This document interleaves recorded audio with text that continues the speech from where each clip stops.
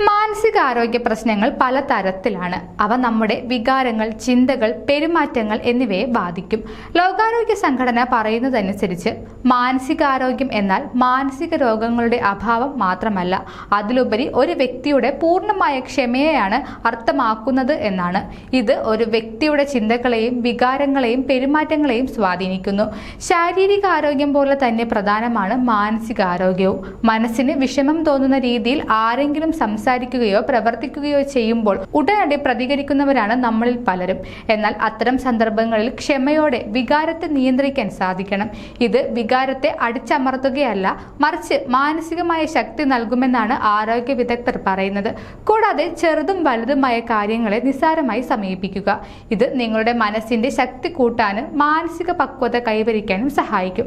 കൂടാതെ മറ്റുള്ളവർ എന്ത് വിചാരിക്കും, സൗഹൃദം നഷ്ടപ്പെട്ടാൽ എന്തു ചെയ്യും എന്ന് തുടങ്ങി പല കാര്യങ്ങളെക്കുറിച്ചുള്ള ആശങ്കയാണ് പലർക്കും. ഇങ്ങനെ സ്വന്തം ജീവിതത്തെ മറ്റുള്ളവരുടെ ജീവിതവുമായി താരതമ്യപ്പെടുത്താതെ അവരവരുടെ വഴിയെ തന്നെ സഞ്ചരിക്കുന്നവർ മാനസികമായി ശക്തിയായിരിക്കുമെന്നും ആരോഗ്യ വിദഗ്ധർ ഓർമ്മിപ്പിക്കുന്നു.